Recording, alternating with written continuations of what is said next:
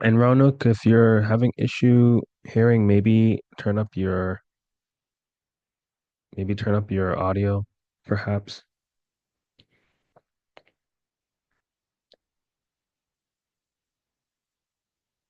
Okay. So Vedic astrology is a science that has been diluted in the West, where it basically became more like, psychology versus actual astrology. And we're going to be going over today as to why that is, why you should be either learning Vedic astrology or incorporating Vedic astrology in your daily life. What influence does it already have in your life? Because everyone who comes to these classes, it means that they're ready to learn the truth. I mean, you deserve to know. There are some people where, when it comes to knowledge, they shouldn't have a certain amount of knowledge. But there are some people who are ready to receive that knowledge. And those are usually people who comes um, to my class and ultimately eventually joins the Vedic astrology school that I have. Okay. Or gets a Vedic astrology reading. So a little about me, real quick. Um, just before, some images before going to India. When I moved to India, I was living as a basically as like a child in the ashram, but also living as a monk ultimately. And this is when I was like kind of following the system. Now all of us has been here, right? Like before we woke, well, maybe we woke up still. We woke up, but despite waking up, we still didn't really had a clear direction of like where should we go? What should we do? We know that we're different than other human beings, right? Whether we know that we're from different star system or that we just don't fit in with everyone else to a degree, right? We still um go through these phases of waking up, like having a rebirth in the body. And this is exactly what has was happening to me before going to India at the age of 20. And I didn't want to follow the system anymore. Despite being awake, I was like, there has to be another way. So, this is some images of me when I was um, first living there and also living as a monk for a time period. And I was able to get a lot of background behind Vedic astrology because all of it is ultimately connected. Okay. So just some images. And I don't really care to share of me too much. It's more of just like reference, because a lot of people usually where they would learn from is either YouTube or a few books, and then they feel like, okay, I can teach astrology or I know astrology, right? And it's something that does take a little bit of time, but I teach it in a way where it makes it really user and it makes it uh, easy easy to understand where it doesn't take too long, where you can start looking at a chart and start making a connection and start connecting the dots between what's going on in a person's chart. Now, the first thing I like to go over is what are your intentions? Is this something that you want to do for family members and friends? Is this something that you want to just do for yourself? Is this something that you want to ultimately do as like a side, like a side thing, like a side business or something like endeavor? Or is it something that you just like to learn because this does allow you to understand why existence is the way it is? So if it's something also that you just want to like learn because you're fascinated by it, then that's perfectly fine. Especially if you feel like Western astrology doesn't really do it for you, whether it's because it's surface level or because it's uh it's very vague. Okay. So what are the differences between the two, Western astrology and Vedic astrology? So we'll go over one major difference, which is the Western and Vedic astrology calendars. Okay. So the Western calendar, and I have yet to put this as this image on the slide, but the Western calendar is a brand new calendar. It's very recent. It's only been active for approximately 200 years, and it never changes.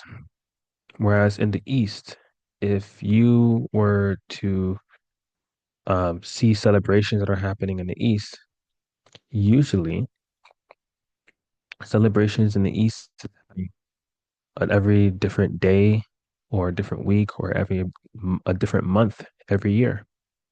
Even the whole new year is different because it's based on the celestial bodies. It's based on the original calendar, not the idea of that every single date is the same day based on the sun return. Okay. So the name of the Western calendar, well, the Western calendar was made for economic purposes, just for money making, and for people to be able to work from Monday to Friday and have the weekends off. Now, it's called the Gregorian calendar. Okay. So it's a fairly new calendar. And the calendar that was being used before that in the West was by Julian Caesar. But even that calendar was incorrect. So they never really got it right. Um, the only thing they did got right is making people believe that it's a real calendar and then forcing them to live by that calendar, which ultimately creates a lot of the issues we have today, biologically and health wise and rhythm wise, because of this influence of this fake calendar. Now, here are some subtle differences also of what Western astrology does not have that Vedic astrology has. It is Phalita or Hora Jyotish. So Jyotish is another name for Vedic astrology. Well, it's the original name, Sanskrit name of Vedic astrology. And Phalita basically, when we're looking at someone's chart, it's allowing us to understand a person's karma. Okay. So it's much different in the West, whereas in the West, it's more about, you know, the external body and your personality. And basically, yes, everything can show some essence of personality, but ultimately, when it comes to someone actually really needing help, they don't want to know about their personality, right? To get out of, a certain situation. They want to know like how is this going to, affect them or be for them? And the the issue is that Western astrology basically became psychology. If you really look at it, it's like I am this sign, so I'm like this. Or I'm like I'm this sign, so I'm meant to deal with this. That doesn't even exist. And I'll show you guys why that doesn't even exist. Um, the other thing is that we use a sidereal zodiac. Okay, that's the reason why, again, it's based on the cosmic calendar. It's based on the actual calendar that is existing for us, biologically and in the sky. Therefore, that's the reason why you always hear the common phrase I always hear, Vedic astrology is always more accurate because if you're using the Western calendar to even know when your birthday is, you may celebrate it on the same date every year, but your birthday isn't when your sun returns to that specific date on the fake calendar. Your birthday is under the nakshatra, as in star constellation that you were born under. Based on the star constellation that you were born under, that is when your actual birthday is. And your birthday can be starting at 1 p.m. in the afternoon to 1 p.m. the next day. Your birthday could have been last week. Your birthday could have been 2 weeks ago. It's whenever the moon returns in the nakshatra, as in the star constellation that you were born under. Okay. Now, Vedic astrology is the eye of the Vedas. Okay. And the reason why is because if you look at, the sun is providing us light in order for us to see. So Vedic astrology is allowing us to see the being that's in front of us for who they are and what they are. It allows us to see their karmas that's playing out in this life. Okay.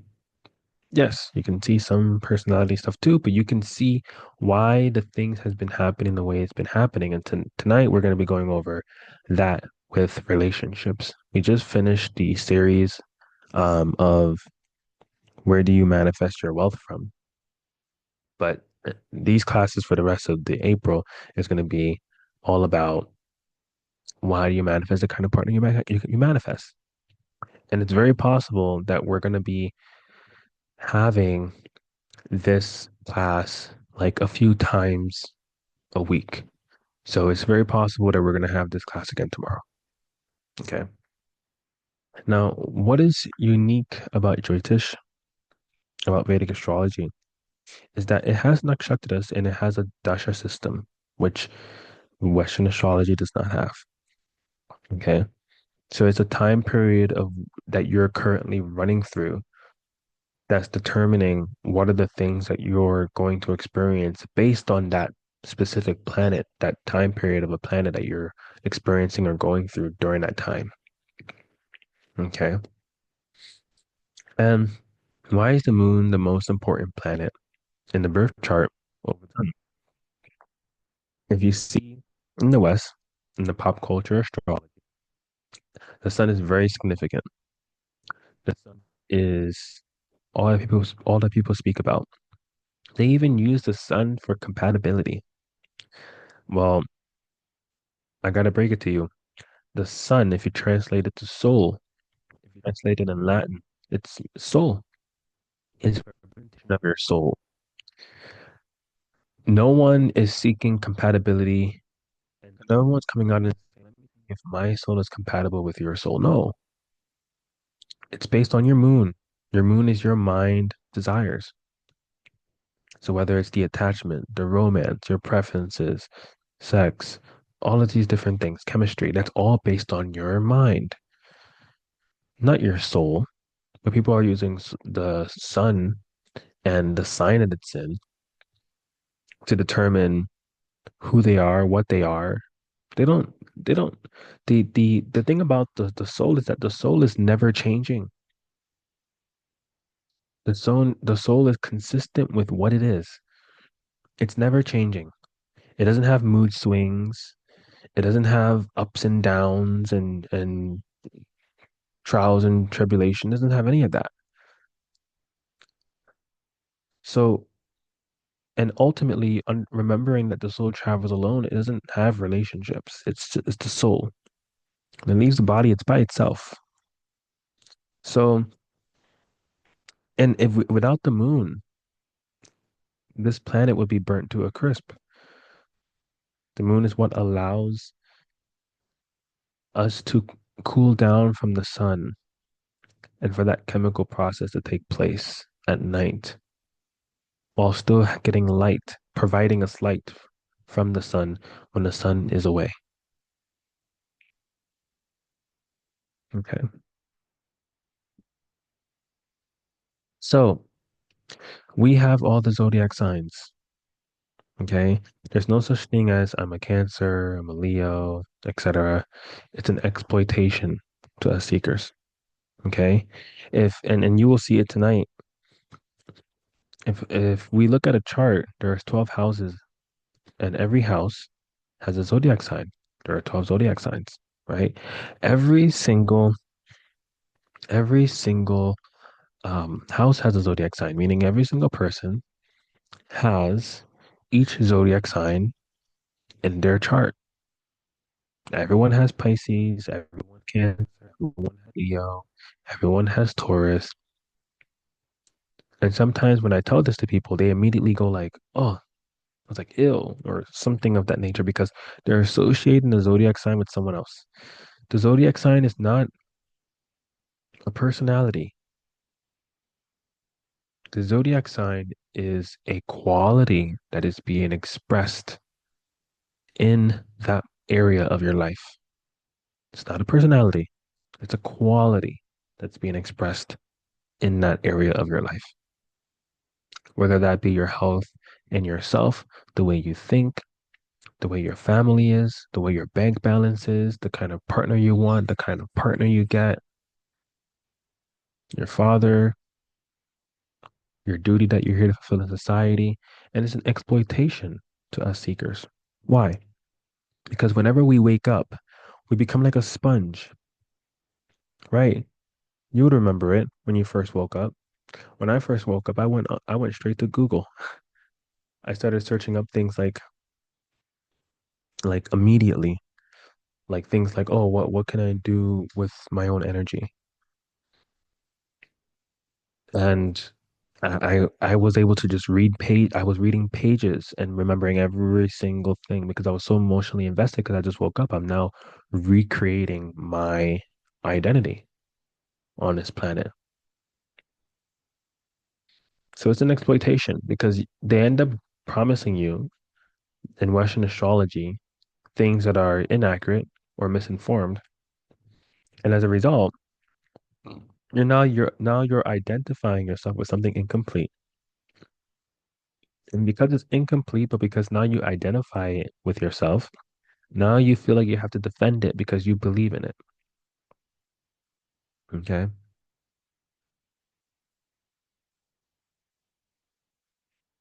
So be careful who reads your chart.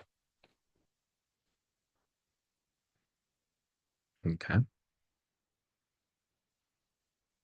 So the reason why it's important to be careful with someone who reads your chart is because you're allowing someone to come in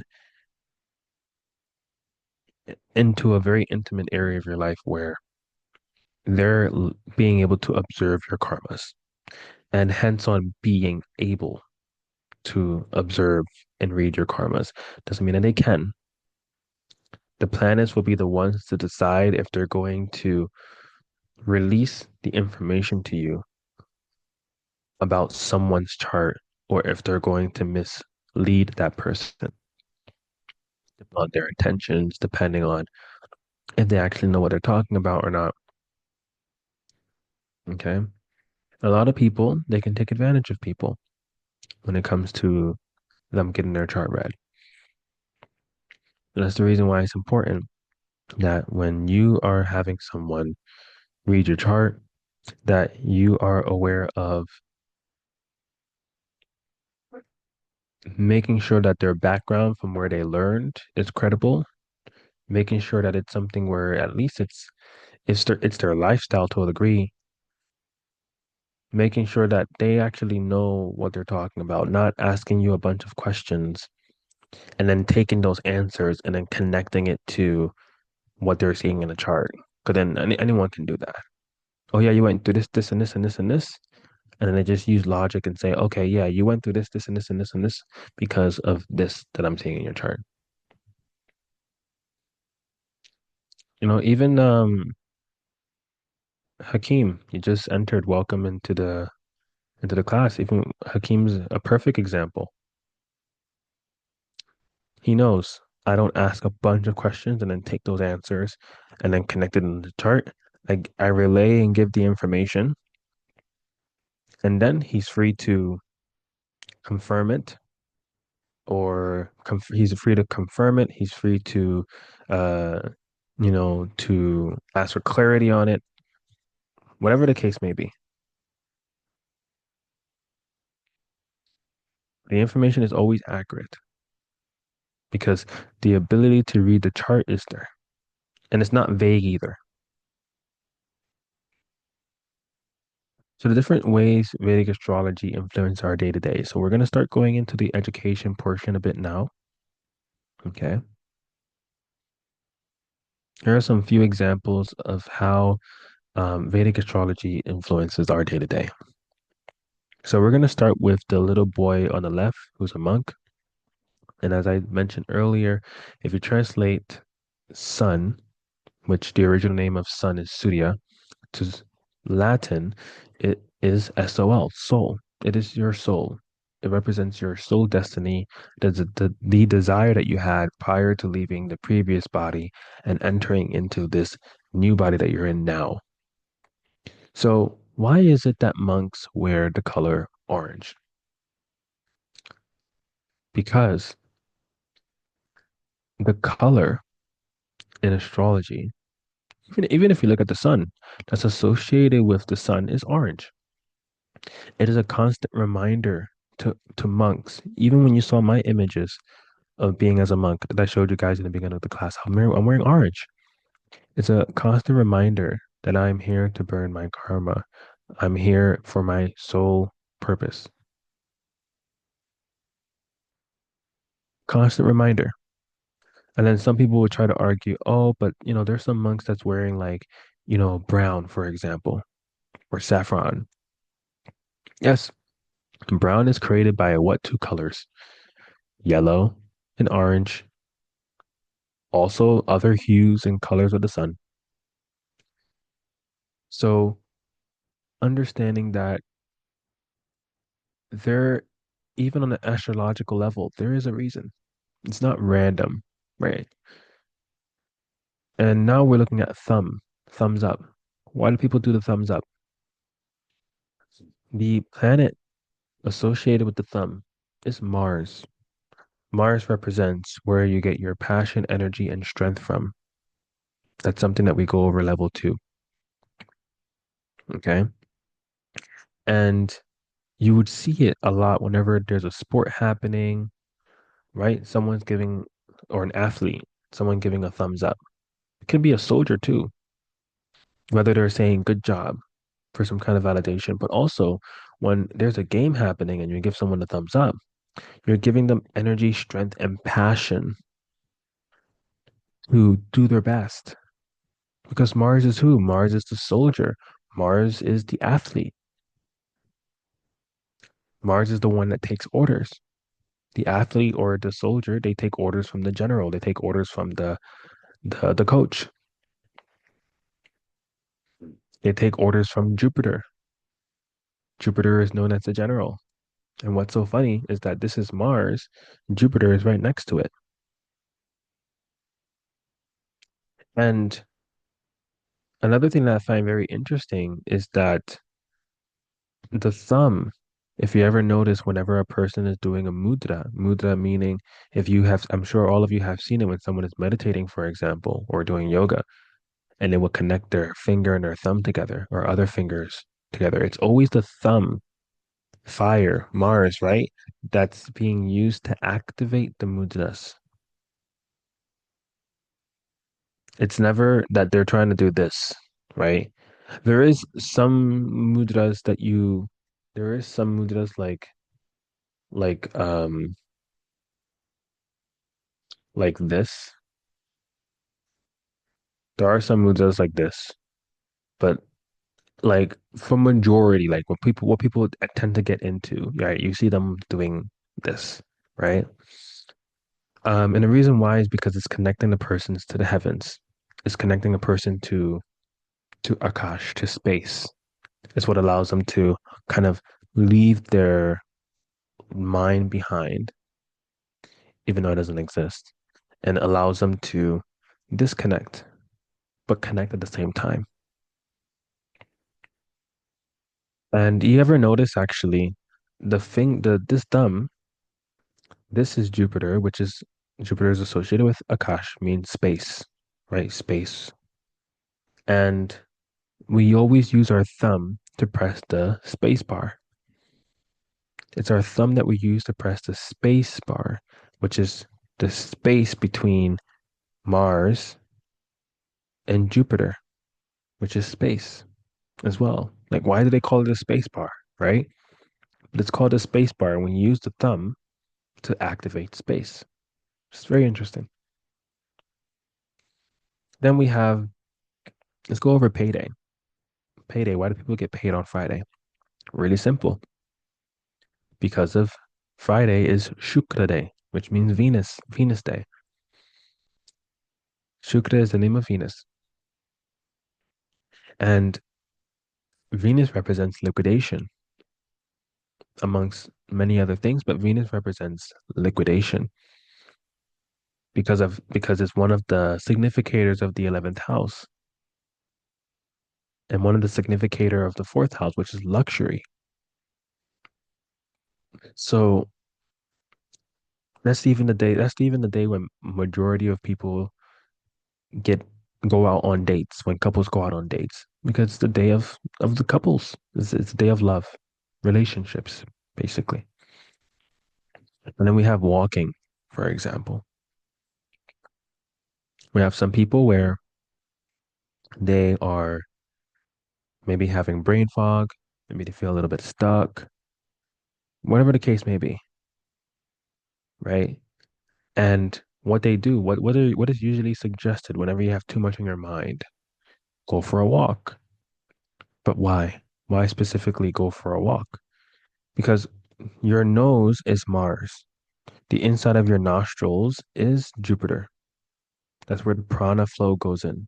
Because air is the carrier of prana. And as a result, what ends up happening is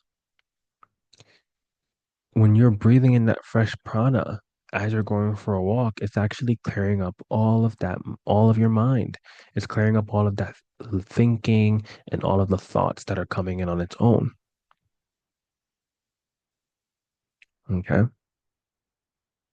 And then another thing about this is it's also related with travel as well.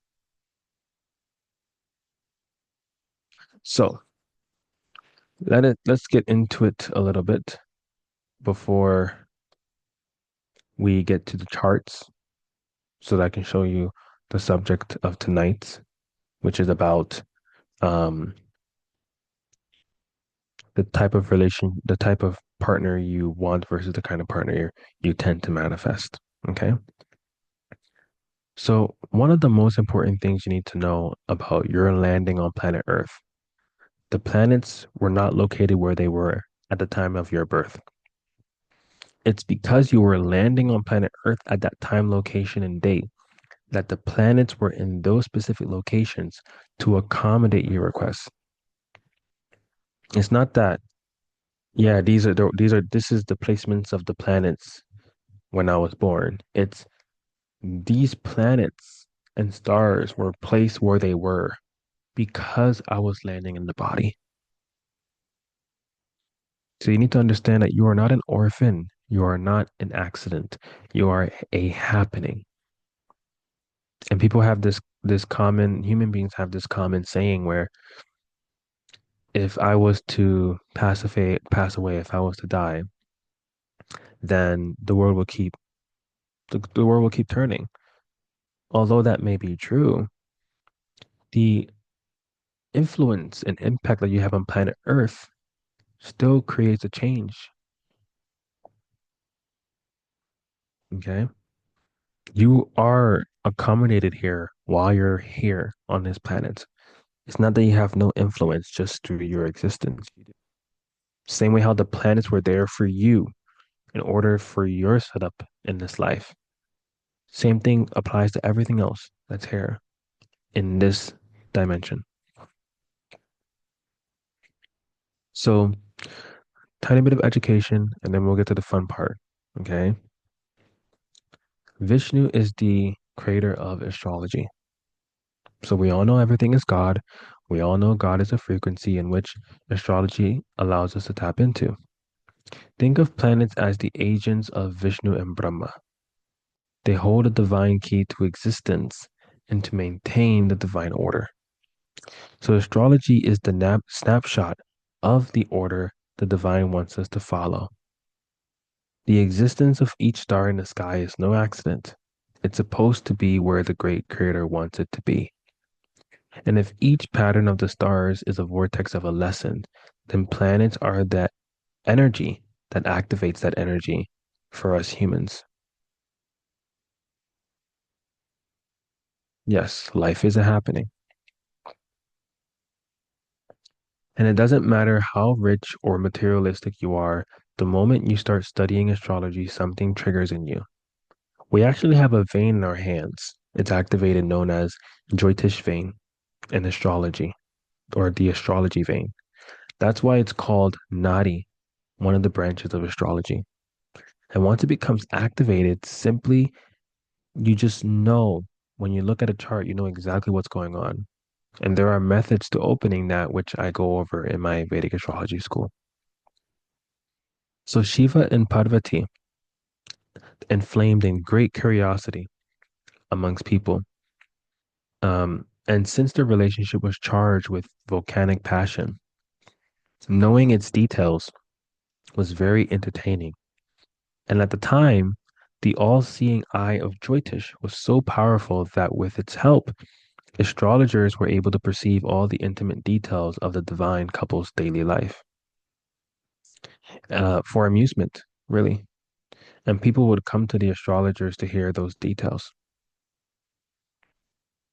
When Shiva discovered that astrologers had brazenly intruded into his personal life, he became furious and cursed all the astrologers. And since then, Shiva's wrath has not permitted astrologers to interpret horoscopes identically and agree with each other on astrological interpretations. And their ability to obtain omniscience with the help of Jyotish was lost forever. So, with or without considering Shiva's curse, it is easy to see how astrological combinations may lead to contradictory interpretations, and how different astrologers looking at the same chart may give polar opposite interpretations. For example, it is not unusual to find six planetary indications for prosperity and another six for poverty in the same chart.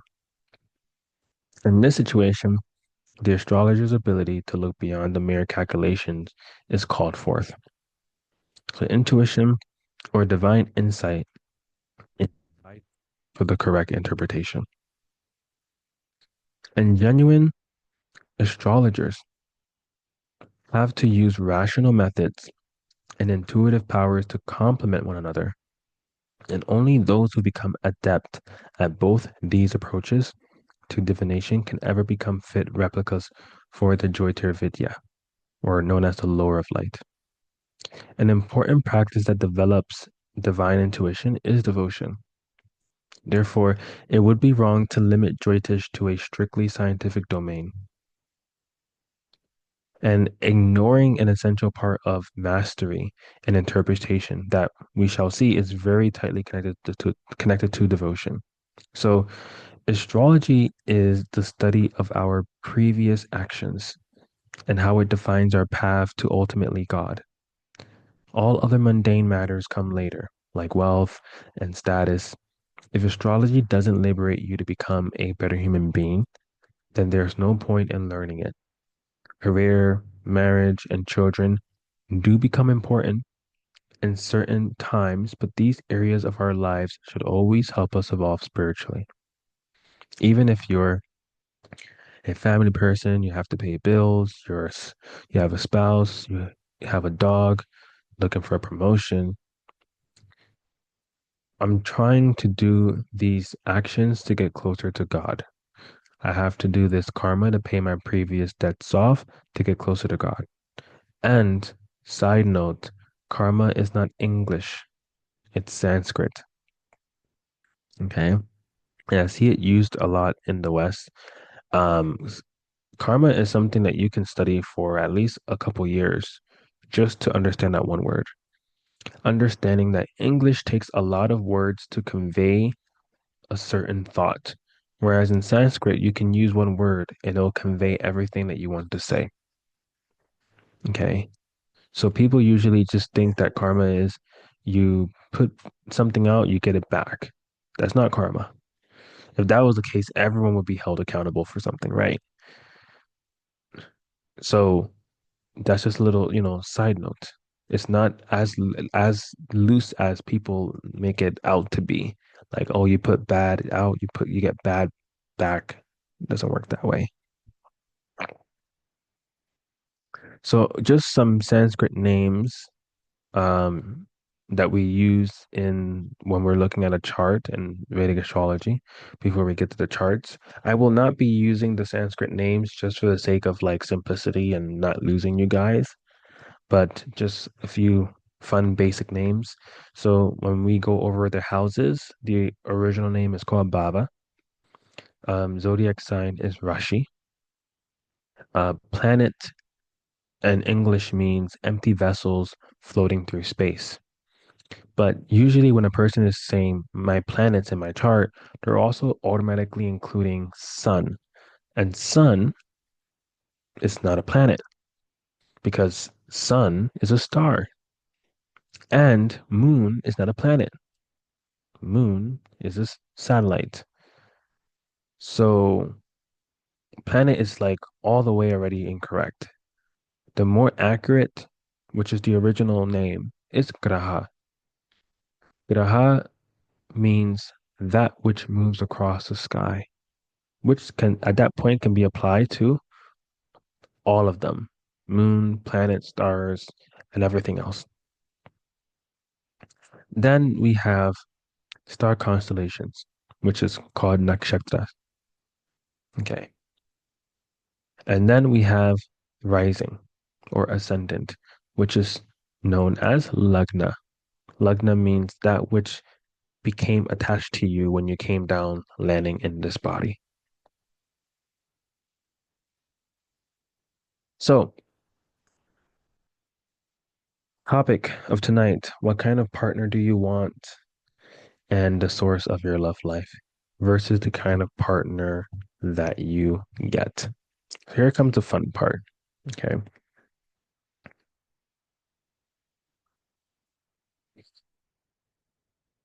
So um we're gonna start off with this chart here. Okay. One of our VIPs that got the ticket to have their chart used during the live class. So one of the first things that I look at, right? So before we even get to that, I'm gonna at least let you guys know which ones is the first, second, third house, and fourth house. Okay. So you see these numbers here. So first of all, this is a North Indian chart, by the way. Okay. There's a North Indian chart and there's a South Indian chart. Um, so the with the North Indian chart, um, this is the first house. Okay, I put the number here for you. One, two, three, four, five. If you see the number that I circled here, right? If you were to follow the number in chronological order, then you would know which house is the next house. Okay. I'm using this as like a quick fix simplicity method for you guys to just know that, okay, yeah, this is the first, second, third, fourth, fifth. So if the next one has seven, that's the sixth house. If the next one has eighth, that's the seventh house, right? The numbers do not mean that's the number of the house. Those are the zodiac signs. So if you know the zodiac signs in chronological order, like for me, I know them in chronological order in my head. So for me, I already know that, you know, let me just get my pen. In the 10th house here, I already know Aquarius is here, right? If I look at the 12th house, I already know that Aries is here because I know Aries is the first sign, right? So they always stay in chronological order. They never like switch around and move around. And the reason why I mention this is because you'll be surprised have done lives on TikTok and I was having people telling me the information in their chart so that way I can give them like a little mini reading. I would confirm the information. I would confirm if their chart is even accurate. They usually got it from a Western astrologer. And I would ask them, I would be like, okay, which sign is in this house? And then they tell me a specific sign. And then I say, okay, which sign is in this house? And they tell me a sign that it's completely impossible to be that sign because I know if this sign is this house, all of the other houses already have a designated sign. That's the reason why there are 12 houses and there's 12 zodiac signs. Okay. So, okay. So, one of the first things I look at in terms of seeing the kind of partner a person wants. Okay. First of all, this is a Taurus ascendant chart. Okay. And naturally, when it comes to looking at Libra in a chart, based on which house it's in, Libra is the significator of relationships. Okay. Because it's originally from the seventh house. So it's a significator of relationships. That's the kind of relationship that you want. So like let's say if Libra was here in the third house, what would that mean? If Libra was there in the third house, that basically means that the kind of partner you want is you want a partner who's going to be your best friend, who you're going to be able to, there's always some activities you guys are doing together. Um, Best friend, always having activities to do together, always learning new things together, learning new skills, doing some traveling together, doing physical activities like going to the gym, working out, or maybe even doing some sports, things of that nature. So this is the kind of partner you would want. Like if you ever seen those shorts or reels or um TikToks where like the couple is like, they're in the morning, they're getting ready, it's like early morning, they're going out for a run and they're doing workout together, but like right across from each other. And they're showing like a kind of like a like a it almost seems like yeah, they're in a relationship, but they almost seem like really great friends at the same time, right? That's a perfect example. Now, the kind of partner what the kind of partner this person tends to get, we have to look in the seventh house. In the seventh house, because, and I'm going to type it out, the first house is self. So it's self. And because it's you, we have this special thing going on where there is a specific energy happening between this house and the seventh house. Because the seventh house is your partner. The seventh house is the one that's right across from you, is your partner. So what energy does this person has versus the kind of energy that their partner, the person they tend to get, have? Taurus is in the first house. So what are the things that they tend to think about? Basic level. It's more complex, but on a basic level, they tend to think about money, so their bank balance, saving money or keeping money, sustaining money, stability. Okay. There's other things too, like keeping their face beautiful and things of this nature, eating exotic foods and stuff like that. But we won't get into all of that. Family, family values. But on a basic level, for the sake of what I'm trying to get at, is stability and finances. Now, if we look right across from them, they're Scorpio. Scorpio, as we know, is very volatile. Scorpio is very volatile. Scorpio is right across from this person. This person is wanting stability, but Scorpio is giving the sudden ups and downs, sudden events. It's unstable. It's unexpected. It's not structured at all. It's originally from this house. It's originally from this house. The house of occult, mysticism, secrets, hidden events, emergencies. I actually, a perfect example of this is my mother, actually. First time mentioning my mother, but my mother, the perfect example of this, because she does have this foundational setup because of her having Taurus in the first house, Taurus ascendant. And every time when it came to a relationship, we use I'll use like my dad, for example, stepdad. When he got into a motorcycle accident. He passed away Father's Day 2020, 2012. He got into a motorcycle accident for the second time, or maybe it was the third time. First time, just some scratches on his back.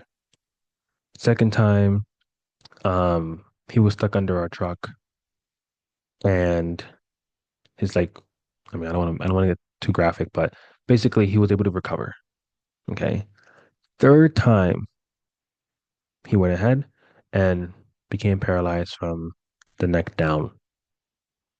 Hospital back and forth for like approximately, I think, 9 months before his system was failing and passed away. Okay. He wasn't unconscious. He's just alive, but he's just there. The only thing he can move is his head and he can't speak because his lungs were filled with fluids. Okay. So it's a very intense, very unpredictable type of partners that this person would tend to attract, that they tend to get. So it may not, there are specific placements that would make it that intense, but ultimately you get a very unpredictable, all over the place kind of partner. Okay, volatile.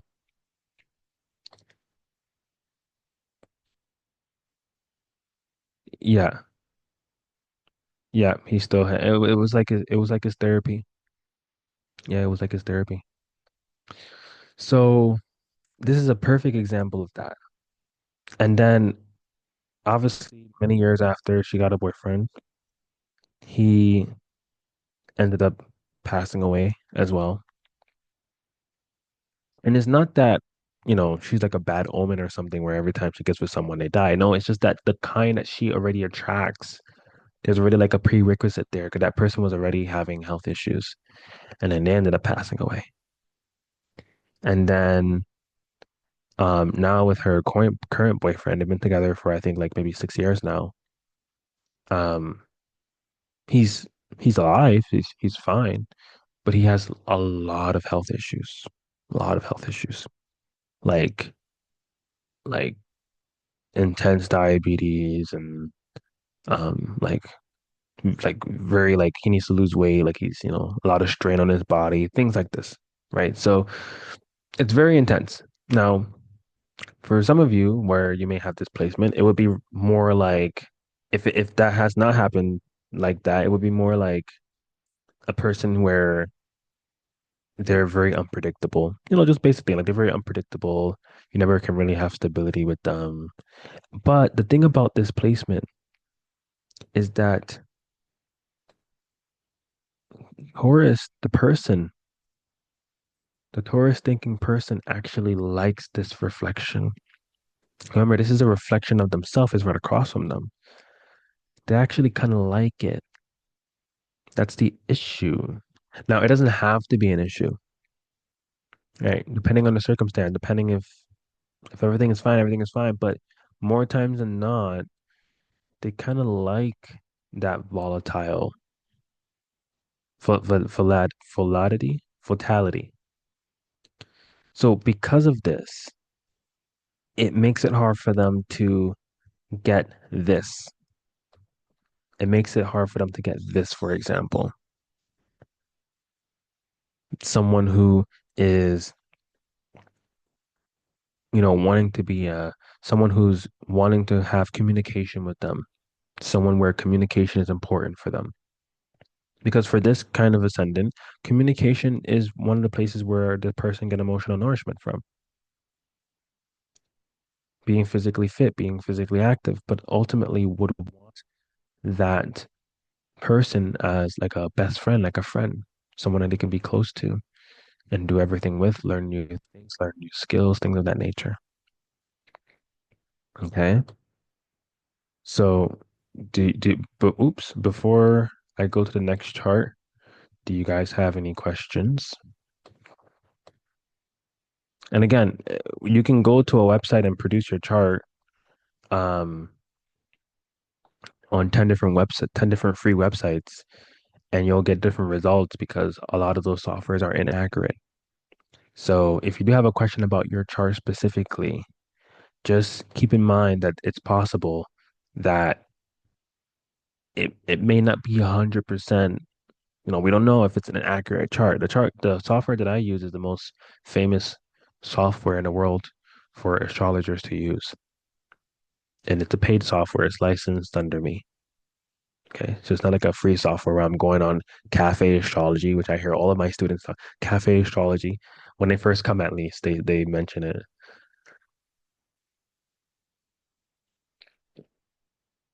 Just in case if you have an idea of like where is what in your chart, that's all. So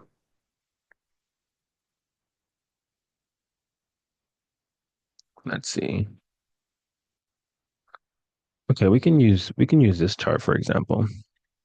This is actually the scenario I was talking about. This person wanting, C7 is here, that's Libra. Person wanting this person as, and if you see as a friend, as a best friend, obviously a relationship with a best friend. Now, you can see why that's supported here.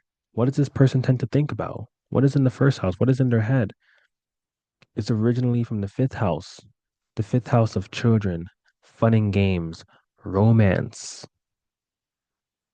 For them, by doing these different activities with their partner, learning new skills, learning new things, traveling, going to the gym together, or doing physical activities together, sport, um, you know, communicating, having, really big on emphasis on communication. By default, it makes sense because this person tends to think about fun and games, romance. That's what is keeping it alive for them. But what do they tend to get? What do they tend to attract most of the time? This is Aquarius. Aquarius is ruled by who? Which planet?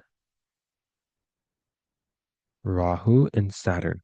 Rahu and Ketu are shadow planets. Rahu and Saturn. The symbolism of Rahu is smoky mirrors, not being able to see things for what they are. And that is combined with Saturn. Saturn, because it is both of them rule Aquarius.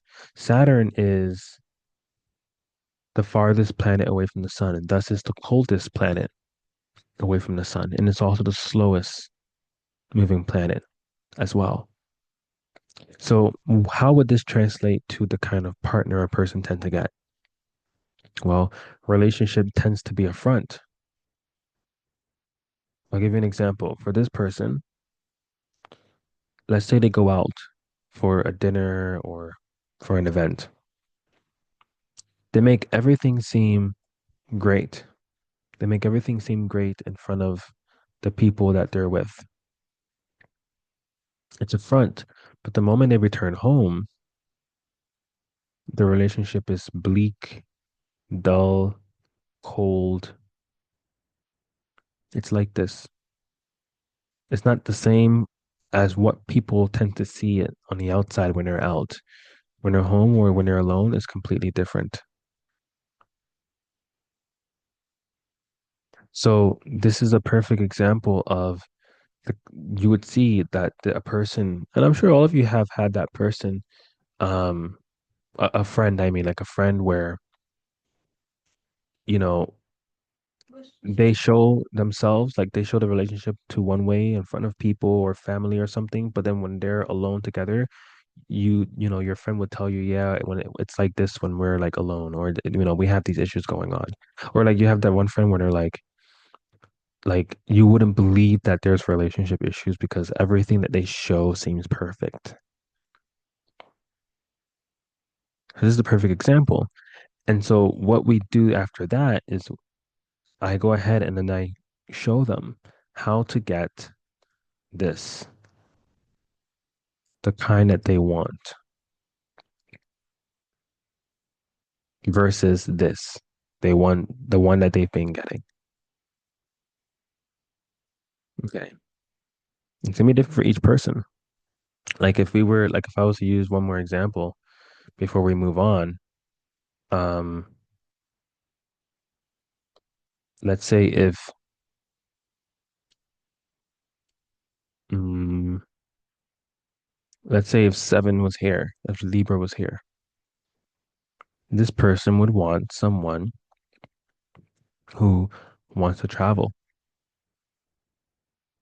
I mentioned travel for this one, but this is like short distance travel. This is like, again, doing activities together. Like if you guys want to go to the lake or go to the gym, like you're going somewhere that's nearby together. This one is foreign. This one is foreign travels, foreign lands, learning about different cultures, things of that nature. And also someone who's also spiritual as well. Someone who, you know, likes to do meditation, yoga, likes to learn about things like Vedic astrology, for example, things of this nature.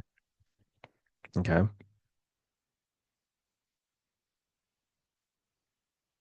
So, do you have any questions about the chart before we move on?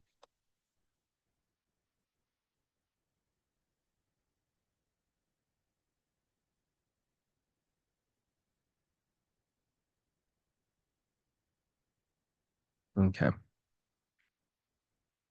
And also, one note that I see very common, people think that, oh, this is an empty house because there's no planet inside of it. There's no such thing as an empty house. That doesn't exist. Every house has something going on. If this is Gemini, which it is Gemini, then it's originally ruled by Mercury. And Mercury also rules Virgo. So, with your updated knowledge, when you actually learn how to read a chart, you would be able to know how is this energy from Virgo and the energy of Mercury. So, these planets that are conjunct and how this house is influencing the 11th house, where Gemini is. There's no such thing as an empty house. All the houses has some kind of influence going, has an influence going on. It's what we call the Lord of that house, or the dispositor, meaning that wherever that planet that's ruling that house, based on the sign that it's in, what's going on there, and how is it affecting that house?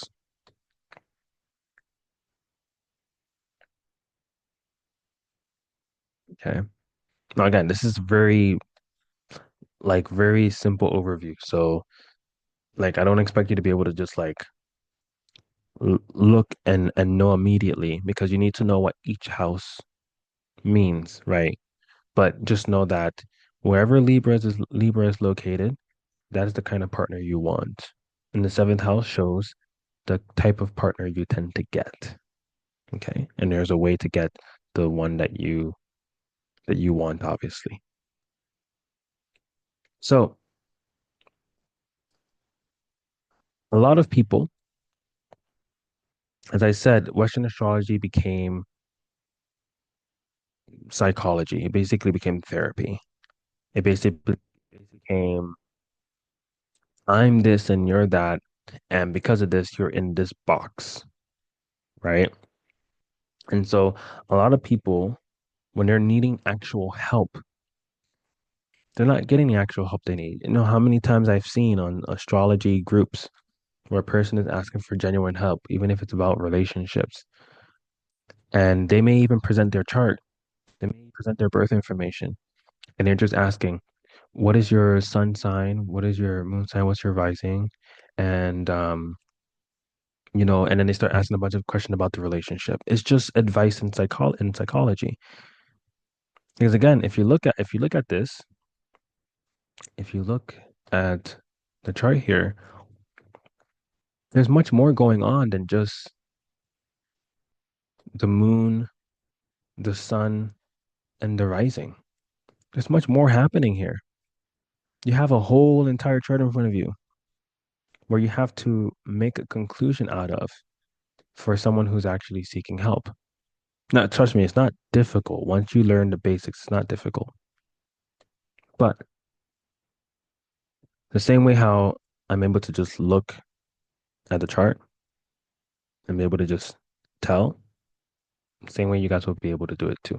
So a lot of people spend money on, therapy and psychiatrists and things of this nature, you know? And I don't usually recommend that because they're just putting you in a box. And the same thing is happening with Western astrology. They just put you in a box. That's the reason why you always see the memes of, this sun sign is like this sign is like that. And then you have people in the comment section, they're just picking and choosing whenever it's convenient, like they do with everything else. Some of them saying no, majority of them are saying no, especially if it's something that's like really negative. Everyone's saying no, and everyone's saying yes. Everyone is just taken by chance about who they are. They're just, playing with the information.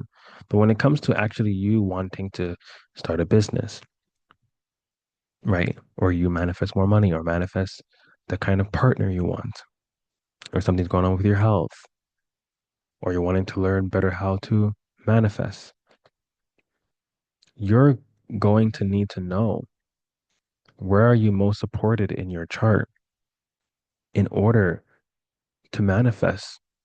That's the reason why for some people they can, fix up their health and become wealthy. Someone can fix up their health based on some influencer online and then die, fall dead. There are some people where a vision board works. There's some people where a vision board does not work. Some people where writing works because writing, the ink is associated with Mars and the pen is associated with Saturn. But there are some people where it will not work for them because they're inclined to another way of manifesting as per their chart. That also includes relationships too. I've had a lot of people where they got the kind of relationship they wanted. A person where they were checking, a lot of the boxes from what they wanted, and they wanted a relationship really bad. And I told them that they would get it, and they got it. And it's another example of how much are people spending when it comes to therapy, for example. Okay. So the issue with therapy cost is that people have weekly sessions. It takes over 10K a year to get that done. Now, a person can go ahead and continue going down that route. A person can go ahead and eventually maybe get into that in order to find out why am I the problem or to fix things in their life or whatever the case may be and spend a lot of money. Or they can do my level 1 reading, which is finding out the foundation that you have in your life, in your chart, is approximately like an hour. And this is much more cost effective because you'll be saving so much more money because you're immediately having an understanding of why things has been happening the way they've been happening. Okay. So right now you have two choices.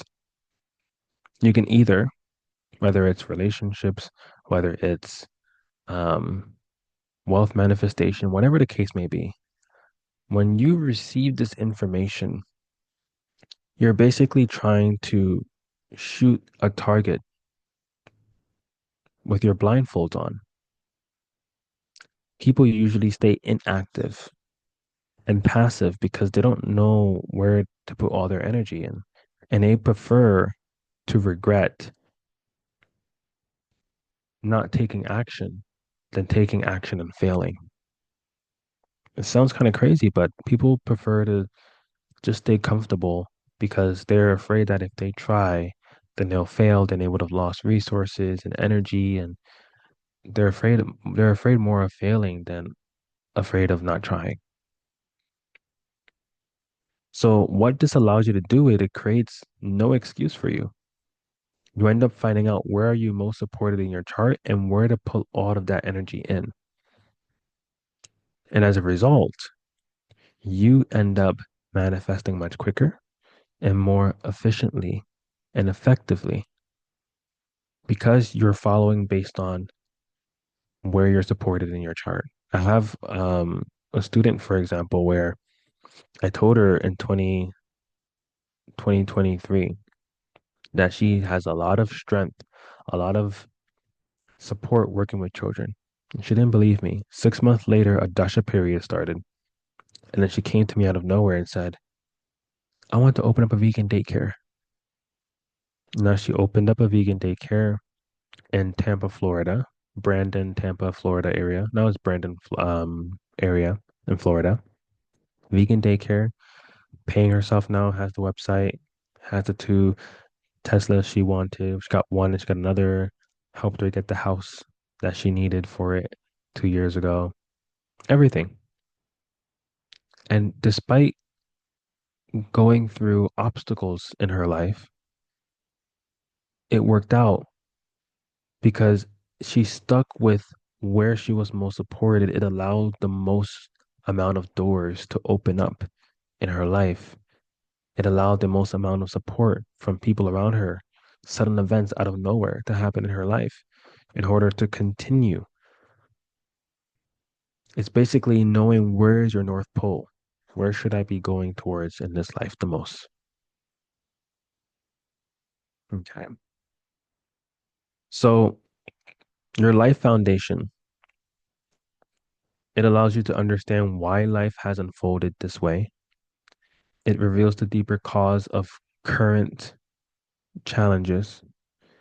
It allows you to discover where you're most cosmically supported, to know which actions are truly aligned with you, for you to stop doubting if you're doing it wrong. It allows you to clarify your role and mission in society and to navigate relationships with clarity and confidence. It allows you to lay the foundation before learning about the planets and signs. And it allows you to take decisive steps without fear of failure and to shift from passive to purposeful action. And the reason why I'm going to be doing so many classes before April ends, because by the time April ends, the price is going to become 149. But right now for this month, before that rise happens, because I've been doing it fairly cheap for a long time. Like even the like I say it's like approximately an hour, but depending on the person I'm doing a reading for, I mean the last one I did was 2.5 hours because of that much information just in the Life Foundation alone, right? So this is the time where you'll be able to get it at 111 before it becomes 149. Okay. So before I move on with the slides, I will send you the link so that you can register.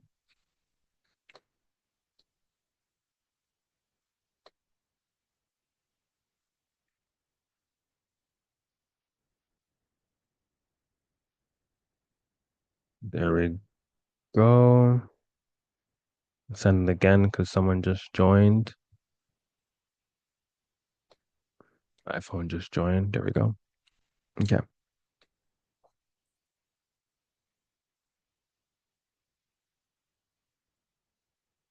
perfect. So who before I go to the next slide, Who's registering today? Who's going to start with their level one life foundation reading?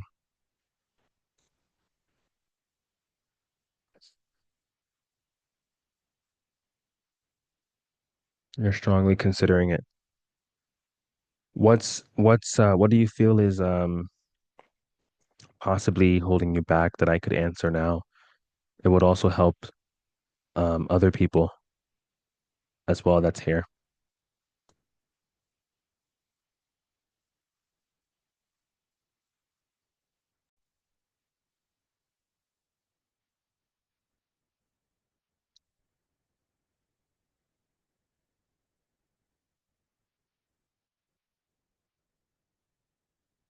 Welcome back, Regina. Welcome back, Regina.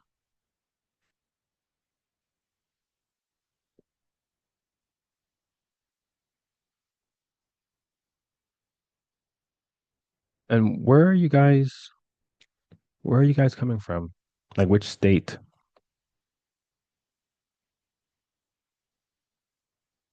California. Nice, nice. Okay, cool. Which part of California? Is it like San Diego or not San Diego? Is it San Diego? San Francisco? 30 minutes outside of LA. Okay. Los Angeles. Got it. Okay. Georgia. Okay. I don't think is any doubt about the clarity this would bring. Just like to think about it before jumping in. Got it. Got it. Okay. Yes. And I have you on WhatsApp, so I can always send you the link there for you to join when ready. Okay. So ultimately, how much time is it costing you to live without clarity on your life's direction? These are just food for thought or questions to have in mind. How much time is it costing you? I'll give you an example of like people, students who get into relationships and it takes weeks, months, and years out of their life just for it not to work out, whether it's some kind of endeavor with work or with just their life direction, like where are they most supported in their life, or even just relationships as well, you know? And then how many years have you spent guessing your path instead of aligning with the truth of your chart? Okay. And how much potential have you lost by waiting for signs instead of reading the map written in your stars?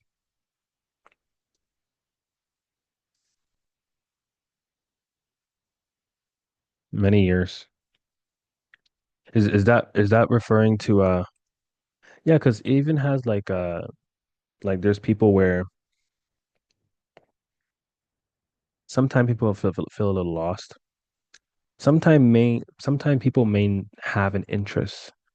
They may have an interest where they're like, I know I like these handful of things, but I have doubt if I should be doing those things. So even if the person like knows, there are some people where they may know where they're most supported in their chart. They may only see it as I like these things, or I like to do these things, or I'm interested in these things, but they don't truly know. Like there's no confirmation, right? And it's always very interesting when a person meets someone for the first time and it's a stranger, but as a result, they are telling them what they've been doing their whole entire life and what they should leave behind and what they should double down on, basically, in this life. Like, I had a person last week who attended the class and they started with their level one, and she wants to start a kind of like a boutique in, I think in Queens or in Brooklyn in New York City. And she wants to have a boutique where There's like plants everywhere. There is plants everywhere. She's making like juicing, and people can sit down and have a drink and stuff. And she wants to live in the same building where the boutique is at the bottom. Very aesthetic, everything. And after going over her chart, there was some things where I told her, I was like, I see that you can be very pessimistic. And there's a lot of lack of self-confidence in a sense where she would have ideas, but she would never go through with them. And I told her the specific kind of ideas she had, which were true. And there was a line, ultimately she ended up saying, like, yeah, I wanted to start a boutique, but I never got to it because I didn't feel like I had the resources. And I told her, I just told you that it's supported in your chart, so now you can go all out. She ended up doing level two last week. And when we were on the call, I was like, so how's the research going for your boutique? She's like, I haven't done it yet. I was like, it's been 2 weeks. What are you waiting for? So now she's actually doing it. And I told her, just start looking for the building that you need. Start like you need to find out like what plants are you going to be um providing to people, because she had to set up in her chart where she's teaching people these things also. It's not just that they're selling her selling plants. She's selling plants. I told her the whole premise that I see in your chart when it comes to selling plants is you are wanting to sell the idea, which is factual, it's true, sell the idea of plants that are hard to kill and easy to take care of. Everyone wants that. 'Cause I told her there's a meme that's been happening for a long time on social media where the person is like, about like how well they're able to take care of plants. I'm sure we all have seen it, right? There's a meme of like someone taking care of plants, but it always die because they don't know how to take care of it. But she knows the kind of plants that would be perfect for people, where it's aesthetically pleasing, it lasts a long time, very little maintenance, and it's really hard to kill. It's very self-sufficient. And then you also have like the juicing and stuff, which she started getting more into being vegetarian and stuff in her later years. She's an older woman, like thinking like in her 40s, approximately like in her 40s. Yeah, in her 40s, you know. So she had a certain kind of setup where that kind of person tends to become more vegetarian, more into yoga, more into meditation, juicing, stuff like that later on in life.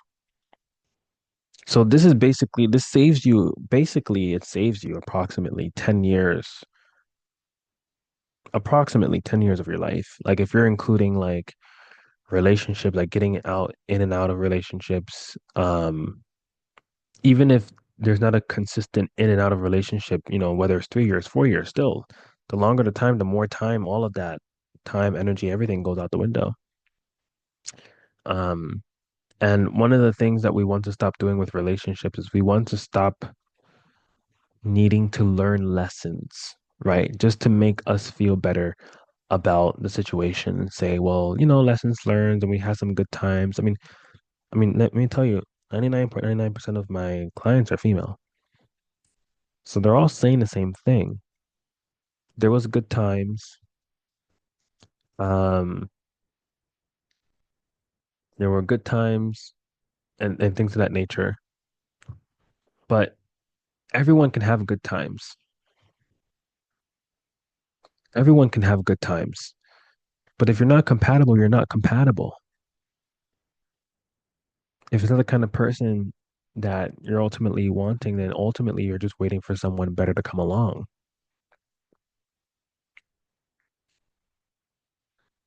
And as you get older, that's just how it is with my clients, because my clients are female. As they get older, becomes harder. That's just how it is. It becomes a little harder. And because of this, I have my one friend where she was 32 when she moved to Toronto from Mumbai.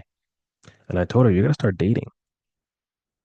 You gotta start like there are some people where they're in their chart where I'm sure you all have that friend where it's easy for them to get into relationships. Like they're always in a relationship, right? It's easy for them. There are some people where it can be a little difficult.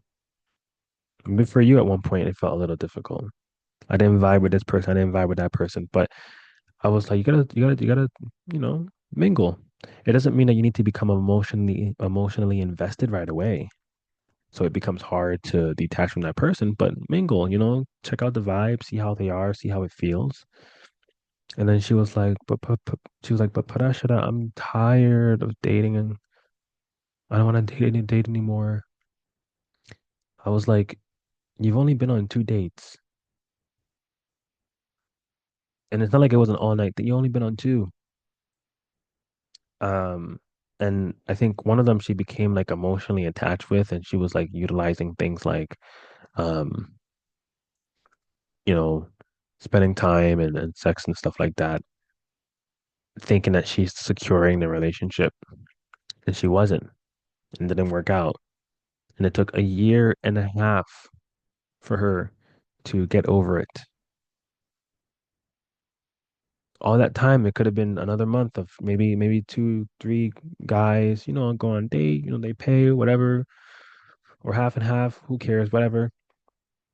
And and ultimately you're allowing that person that you're compatible with to be able to come. But again, there were also some things that I told her that she need to look out for. So this is a very common thing with the women who are my students, where when they want a relationship, before getting the relationship they wanted, I will tell them, this is the kind of partner that you want. This is where you get your emotional nourishment from. This is what activates your brain and gets you going in life. So find someone who's going to do these things. Okay. And then I tell them what to look out for. Okay. And what to look out for is basically what they've experienced in the past. And when I tell them, they usually confirm and say, yeah, this is what I've dealt with. This is the reason why people would say, oh, this guy that I'm with now reminds me of my ex. You hear it. It's the same story. Everyone's going through the same story. Maybe they have the same birthdays, or maybe they like the same movie or the same game. There's a reoccurring theme that's happening here that like a kind of like a cycle that we're wanting to get out of, but don't know how, don't know what to look for, don't know what to get, and end up becoming so emotionally invested right off the bat, utilizing your butterflies rather than practicing discernment and being able to decide. Hmm, because the issue is when you use your butterflies in your stomach to start a relationship, all of your rationale goes out the window. If you haven't noticed yet, paying attention to red flags. You start ignoring red flags. You start ignoring things that you dislike, and you think, oh, change over time. But what ends up happening? That person has a free will to be however they want, right? So it's up to you to decide, is your time meant to be waiting for someone to become the kind of person you want them to be, or to fit a specific frame on a basic level? Because everyone is heading to a place where they are becoming, right? Like becoming the kind of person they want to be in their own eyes. But like right off the bat, like if there aren't things that are aligning, and the issue with becoming so emotionally invested right away and utilizing the butterflies. And another thing that a lot of my students and clients say, I haven't felt this in such a long time with a man. And because of this, they don't want to let it go because they feel like this is the first time in a long time and the last time they're going to experience this. Rather than practicing discernment and being like, it's nice, it's really nice, I'm enjoying it, but let me spend more time because and see how it is. because a person can only hide themselves for so long till you ultimately see if this is, how this person really is versus how they first introduced themselves to you. There's a reason why when two people get come together, their karmas are intertwining with each other and it's influencing each other. So even if the sex, chemistry, things like that are there, if you don't know what kind of karmas you have, let alone the other person, this is the reason why when people move in together, their relationship changes. You ever notice that there are some people, or you could have experienced yourself, but the moment you start living with someone, all of a sudden they kind of switched. Or the moment that the two people get married, the relationship changes. Something becomes different. It activates something in the chart. Something activates with each other's karma where it's like a basically a chain reaction. It's not something that therapy can fix, but it's something that Vedic astrology can see and allow you to know, hey, like I do this all the time. That they would text me and be like, hey, I'm speaking to this guy. They send me his picture. What do you think? I'll ask a few questions. We'll speak about it. And this is not even a reading. This is just like typical, like at this point, like friend conversation. But utilizing my expertise. And I would tell them right away, like what it is. I'll tell them right away for what it is, the intention behind the whole encounter. So that way they're not wasting time. Because sometimes it can be hard to practice discernment, especially when you really like someone, especially when you're feeling butterflies in your stomach, especially when you've been, maybe holding out a relationship and you're just getting back into the game. Because a very common thing that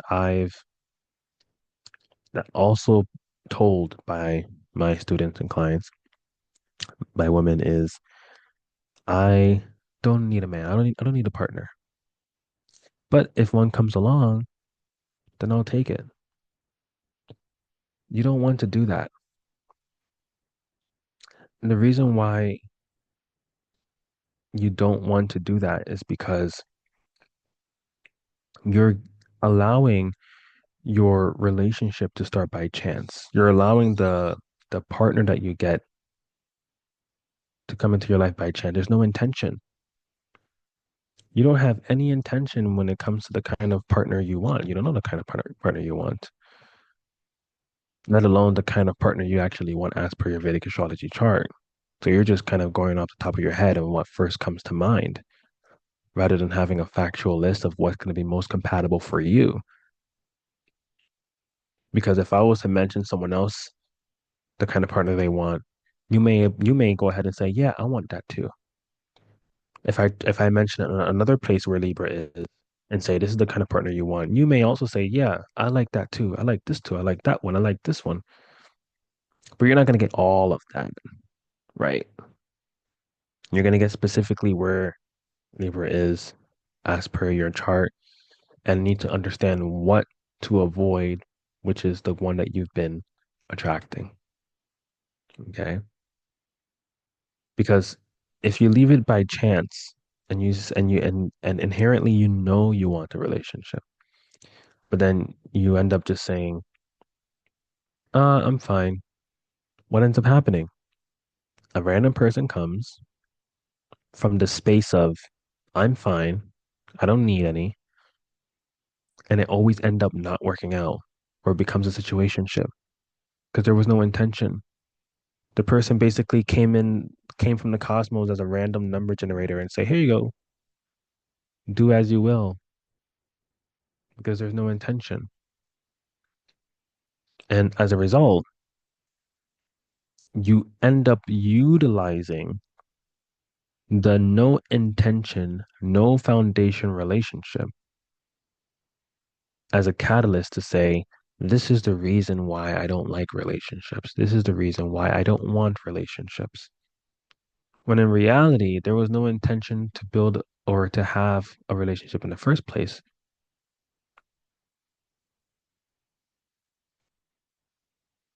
Let's see. Wait, which I think I had to, but I do have a question. So is Venus not actually what you look at for love? Is it was Libra the whole time? So Venus is a significator of relationships. First of all, Venus is actually a male. His name is Shukra. And the West they him as a female, which is inaccurate.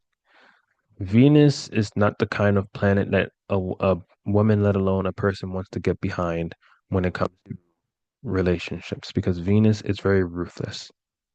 Venus is all about justice. Venus is, if he doesn't see a way out for you, that you have no reason, and that talking to you is not going to work, he will cut it off so that you can just reincarnate and come back so you can restart. So this idea of like Venus is a woman and this and that, no, Venus is not. Yes, he's very intense. So no, you would not look at at Venus, especially for a woman. No. For a woman's chart, if I wanted to see your husband, I would look at Jupiter. Why? Because Jupiter in Sanskrit is Guru. What did I mention earlier? Jupiter is Guru, a general, the leader. Naturally, the man is to lead, to take charge. Right. So, no, for a woman's chart, I'll be looking at, as I said, I was just looking at the basic level, basic level. Libra is here. This is the kind of partner you want. That's factual. But obviously, there's more put into it to see, and also depends on the gender and stuff. So, yeah, for a woman, I will look at their Jupiter. Yeah, they all work together to come to a conclusion. For a men's chart, I would look at Venus to see the wife. Okay. So Venus is significator of wife, but Venus is significant for a men's chart, but Venus in general is a significator of relationship. So Venus would not show me 100% the kind of partner you want versus the kind of partner you tend to get.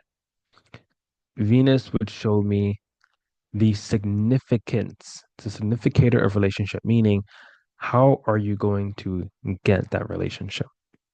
So like let's say for example, if someone has Venus in the first house, Venus in the first house would show me that this person will have no issues getting married or finding a relationship.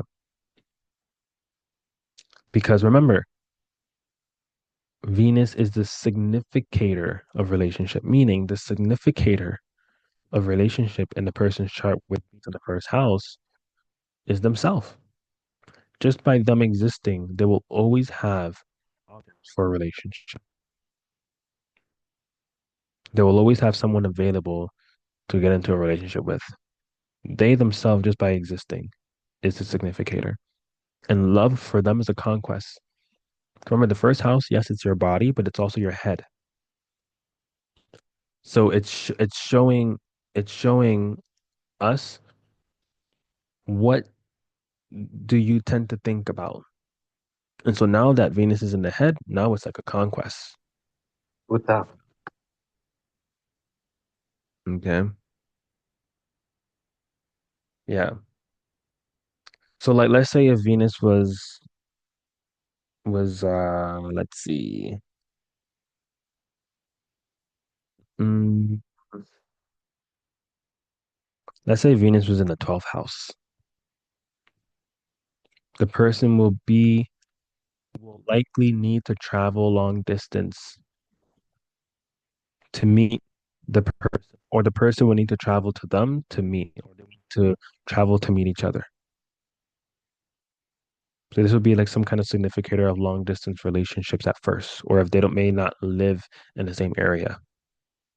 Why? Because the 12th house is the house of foreign travels, foreign lands, isolation. So let's say this is the kind of setup where a person may meet someone during their travels. And that will be the friend where they say, "Oh yeah, I have a boyfriend in Italy. No, I met him on a school trip or I met him on a work trip or something, as an example. Yeah, I would have to look at the chart to, you know, but as an example. So yeah, the significant and also Venus also shows what tends to bring a person back to life. What tends to bring them back to life whenever they feel depressed in a low mood. So like if it's in the first house, then by taking care of their body, doing exercise, doing yoga, taking care of their body, doing something that's making themselves feel good is enough for them to get out of their depression or low mood. If it's in the 12th house, then by them going in isolation, by them going to foreign lands and traveling overseas,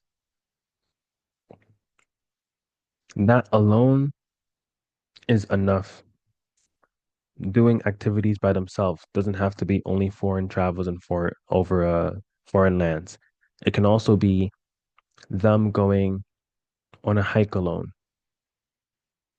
them doing some writing, some reading. It doesn't have to just be being locked up in a room. They can go on a road trip by themselves. Or they could also just have like they can just also have sex too. Because the 12th house is the house of bed pleasures. Okay.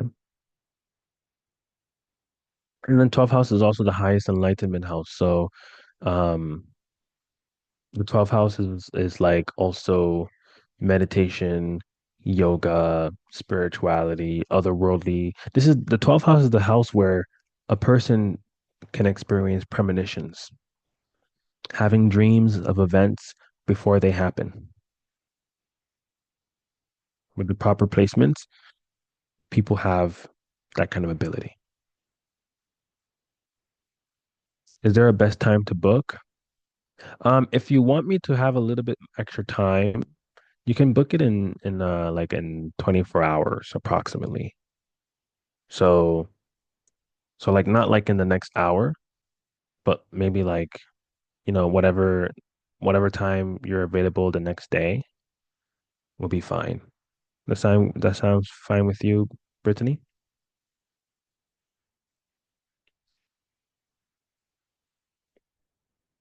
Okay. Yeah.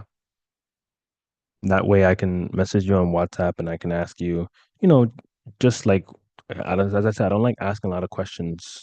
I usually don't, before a reading. But there is one question I'd like to ask.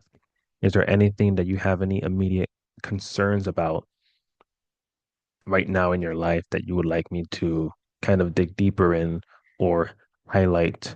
Everything gets spoken about, but dig deeper in and highlight um, in order to make sure that your any immediate concerns a person has gets taken care of. And that's also really important as well. Okay.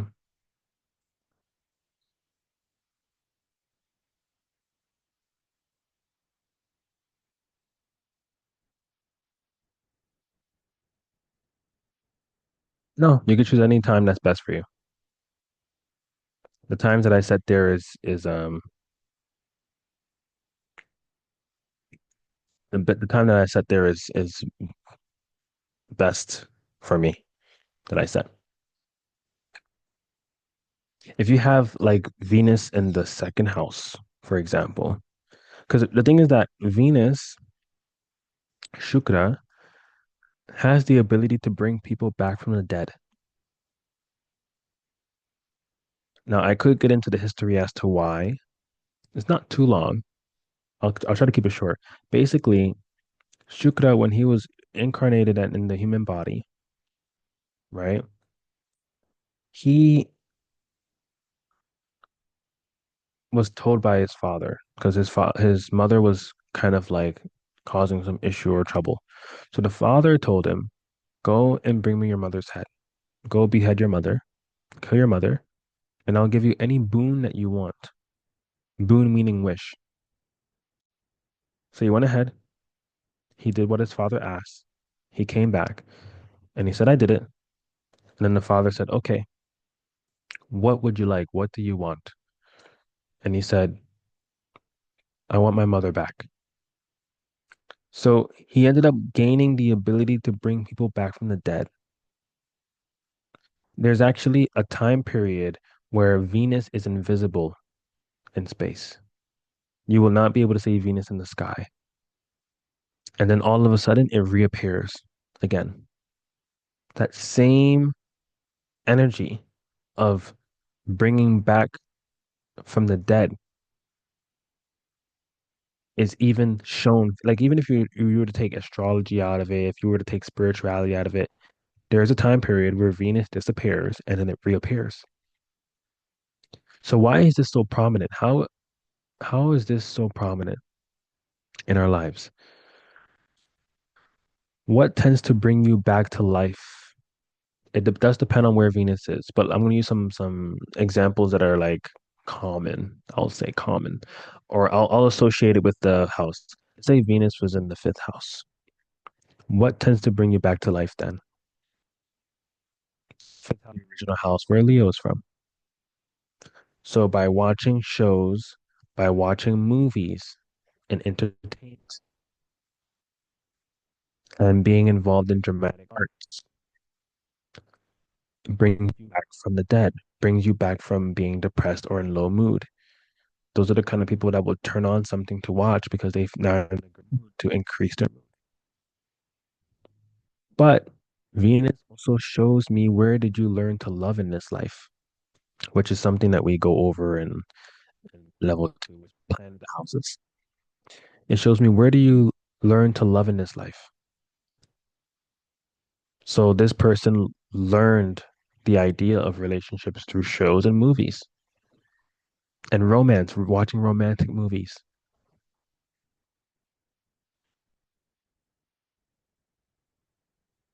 Does it also kind of solidify things you may have learned about yourself through experience? Um, well, it depends on what things you're talking about when you say things you may have learned, right? Because there are different things you've learned in your life from different places.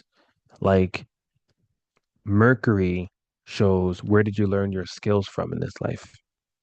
Venus showing me where did you learn to love in this life? Moon in your chart will show me what brings you a peace of mind, what makes you feel like a full moon. Sun is showing me your desire, your soul desires. Mars is showing me where you get your passion, energy, and strength from. Yeah, that's the reason why when people are talking about my sun sign is here, my moon is in this sign, and my rising, and this is who I am. Even when they're trying to understand the planets, if there's no relationship with the planet, they're just and also the most dangerous thing is when they go online and try to do the research because you have different lineage where there are some information that differs. And so there's people who don't know this and they're just kind of saying this is wrong and this is right. There are some in Hinduism, we know that there are many different truths. That's the reason why sometimes gurus contradict each other because there are many different truths, but they still able to live amongst each other peacefully. That's why in cosmology, in Ayurveda, in Vastu science, feng shui, astrology, there's no such thing as good or bad. So that's why it's important that one sticks to one pradaya. When you go online and start doing research, you're just getting a bunch of opinions and then it becomes confusing. And just pick whichever one you saw the most reoccurring online when all of that is surface level. And if, like, let's say Venus is in the second house. Venus in the second house, if this person is in low mood or depressed, they just eat. They find the most exotic food they can find and they'll just eat. Some of them would sing because the second house is your speech, your voice, how your voice sounds. Third house is communication. Like this would be the kind of person where they just want to talk everything out. But then there's some where They just want to eat, or they sing, or they go to family. They interact with their family by whenever they're in a low mood or depressed, they will speak with they'll interact with their family members. And their family is the one who brings them back to life from depressed or a low mood. That's there for them. Through their observation of the relationships that existed when they were growing up, like their aunts and uncles and mother, father, cousins, this and that, people who were older, they utilized those to learn how to love in their life. They use that as a catalyst or a model for relationships. So it's different for everyone. And that's the reason why when it comes to manifestation, it's different.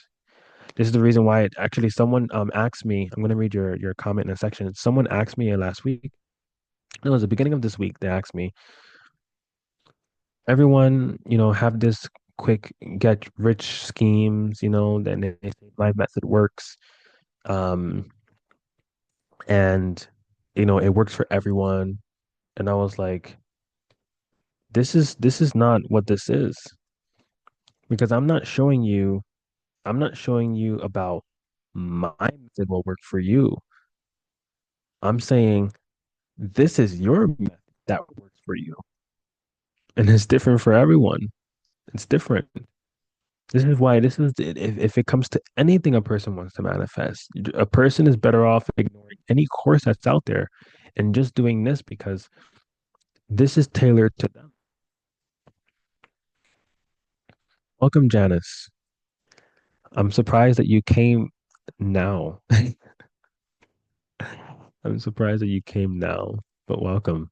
Yeah, we're still talking, having a little bit of fun. I see, for example, if someone was at a low point and they started doing pottery, it pulls them out of that depression.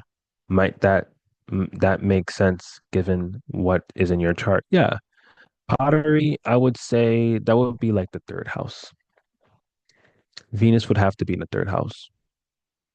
So it's related to what I mentioned before about communication. But third house is your hands. Third house is your hands and your ears and your eyes and your nose and your wrist and a few other things. But it's your ears, your hands, your eyes. So a person may listen to music.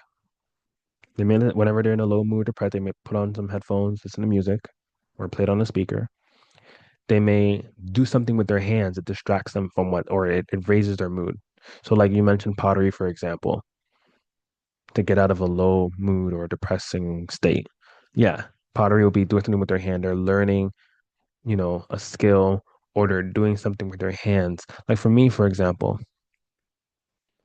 um, I have, I don't have, okay, so I have Cancer in the first house, and one of the planets I have there is Venus, right? So there is a factor of nourishment that's there for the body. So I'm a chef, vegan slash vegetarian chef. And I can be in a low mood, which is rare. I can't say depressed, I'm never depressed. But like let's say if I'm upset, like angry, right? Which is also rare. But let's say like I'm feeling something intense, right? Internally. Just by cooking, automatically it just disappears. Doesn't matter how I'm feeling. If I start cooking, and I have Mars in the third house. So there's a lot of energy, passion, and strength when it comes to like using my hands. So that in combination of what's in the first house and a few other things, because I have a specific star constellation activated called Pushya Nakshatra, which is all about nourishing others, nourishment. And usually people with that nakshatra, they love dairy, they love milk, extra cheese on this and that, um, yogurt. It makes the person with the right setups really good at cooking. And so, yeah, whenever I'm in a low mood, low state, or just like feeling like something intense emotionally, the moment I start cooking, it all just goes away. It's not the same as eating because if you don't have the appetite to eat, then you shouldn't be eating. You should just like drink some liquids or something because your emotions is associated with your intestines. And if you're in a low mood, the moment you eat, your food is not going to properly digest. That's the reason why your hunger reduces or your appetite reduces whenever you are feeling sad or low because your intestines is associated, your digestive system is associated with your emotions, especially specifically your intestines is where one of the places where your emotions resides. So at that point, you would drink some liquids or something of that nature. That way, you don't get the responsibility to your body to digest your food for you because it's not in a state where it can really digest your food. Okay. So, Janice, because you just arrived, you missed a lot, but uh I'll give you the opportunity. Let's see. I'll go back for you. I'll give you the opportunity to kind of have the essence or the idea of the level one reading, the Vedic astrology reading that I'm offering everyone for this month. And basically, it is called your life foundation. So there's three levels, um, which I was just speaking with someone 2 days ago, and I was saying that in the future, there may have to be more levels because the planets through the houses, which is level two, where we're going over each planet,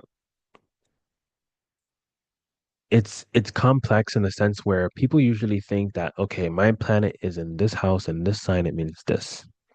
But there's much more to it because every planet has different aspects, right? They have different places they aspect on a chart. So like I'll use Mars for example. And Janice, yes, Brittany, congratulations on signing up for level one, and I'll speak with you soon. I'll send the link so that you can register Janice while I explain this.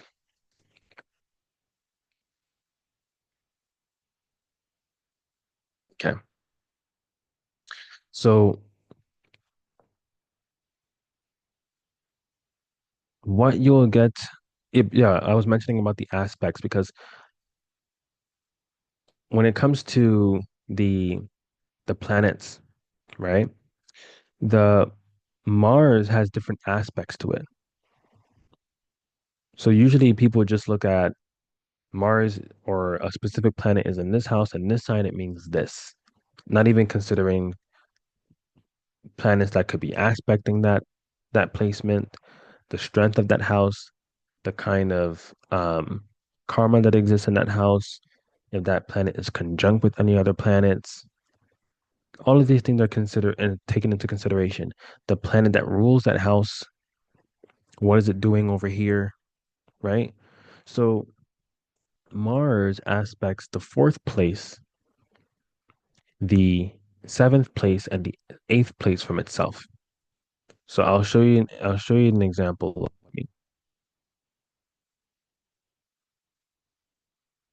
So here's one chart, for example, right? Let me go here, get the pen. All right. So we have Mars here. Okay. So I won't go too much into the logistics as to why Mars aspects the fourth place, seventh place, and eighth place of itself. But I'll just go over like the real quick, like the quick reason as to why. Okay. So there is this thing in Sanskrit called katakas. Kataka, rough translation in English means significator. Okay. So Mars have several different significators or katakas. The first kataka it has is in the fourth house. This is the fourth house. Why is it the kataka of the fourth house? Because Mars is associated with oil, land, homeland, cars, for one quick example. It's more than that, but that's just a basic example, right? Where do you find oil in the land? Mars is all about what? The homeland, the earth, okay? And Mars here is showing the place that you want to protect. So let's say maybe you don't feel like associated with the place you were born. That's fine. But the fourth house is not only your homeland, it's also your home. Whether it's the home that you grew up in or the home that you're currently living in now. Naturally, it's the place you want to protect. It's the place that you protect. You lock the doors, you make sure the windows are shut, you make sure you have security cameras. Right. So that's one thing. That's I'm explaining the fourth placement, fourth house. So we always look at everything from the aspect of Aries, the aspect of the first house, which is where Aries is originally from. So fourth house, that's the reason why. So we'll put fourth place from itself. Then we have eighth place from itself. Oh wait, no, my bad. This is the eighth place from itself. And this here is the seventh place from itself. So every planet aspects is at the seventh place from itself. But what is specifically Mars doing here? As I mentioned earlier, Mars is the athlete and Mars is the warrior, the soldier. So naturally, wherever Mars is aspect in the seventh place from itself, the seventh place from Mars is the opponent. It's the opponent that Mars has in this life. So this is the opponent or the person that the thing that the person is challenging in this life. So if Mars is here, and this is actually a beautiful example, actually. Mars is here in the house where a lot of this person's and energy, strength, and passion comes from. All of it is just logic, money, finances. They're very grounded into the idea of want, need, money, specifically finances, filling up their bank balance, building a family, right? But what do you have right across from you? What is the thing they tend to challenge? You have Pisces here, which is originally from the 12th house, the highest enlightenment house, the highest spiritual house.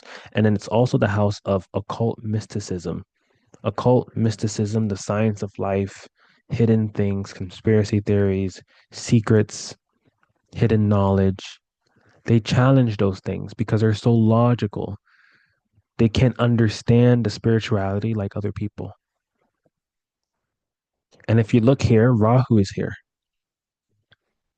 Rahu shows where a person is immature in.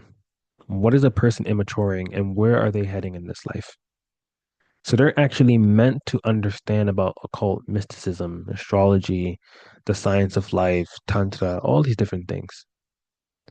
Secrets, hidden events, hidden information. They're actually meant to learn all of these things. But it's hard for them. Rahu is showing where you're heading in this life, meaning that you're immature in these things. But in order for this person to get to there, they have to depend on K2, which is the opposite. They have to depend on this house, building up their bank balance, building up their wealth, building up their family. And only through that, they'll start understanding hidden information, occult mysticism, spirituality. Only then they'll gain it simultaneously. Okay. So that's the thing that they're challenging in this life because Mars needs a competitor.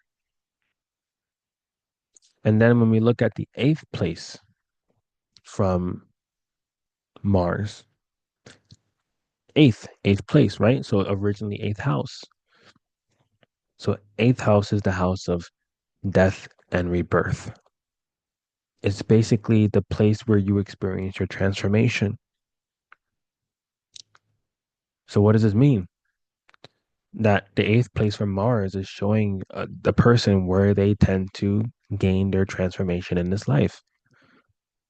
And it just so happened to be, first of all, this is where their brain is. Because you see, one is originally from the first house. And what did we mention about the first house? The first house is your body, but it's also your head. It's showing me the way you tend to think. It's been replaced with Leo. But where did Aries go? Where did your original brain go? It moved to here.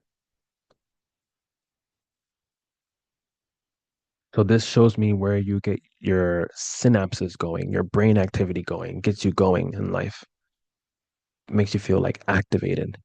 Whenever you are learning, and it just so happened to be the same place where this person tends to experience their transformation in their life via Mars, is the ninth house.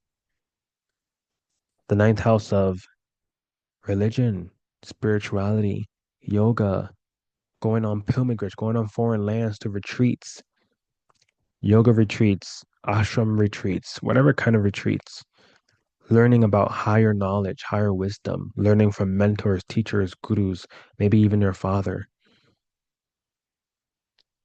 learning from spiritual mentors, teachers, or gurus gets them going. Them learning higher knowledge gets them going. Them learning about yoga and meditation and religions and philosophy and publishing information online also gets them going, gets their brain active, but it also where they get the most amount of transformation in their life. So long story short, this is the reason why when I was speaking to the person who I was doing the reading for earlier the week, I was like, yes, I go over each place where the planet is and the sign that they're in, but there's more to it. There's so much more to it. You have the each planet that which are aspecting different places from themselves. That says different things, you know, where a person gets their their transformation in this life, where a person tends to challenge. So the fourth place from itself here for Mars is one, two, three, four. This means that this kind of person, they want to protect children. And it's not a coincidence. Look what's here in the first house, Leo. It's originally from the fifth house, the house of children. This person naturally wants to protect children, whether it's their own or others. They want to protect children. They want to protect ancient knowledge because this is the house of ancient knowledge and past life deeds. They want to protect the how do I say it? For a lack of better words, the pride of their ancestors or their ancestor lineage because it's past life deeds. The kind of child they'll have, especially their first child, will either be a father or a teacher that they had in a previous life.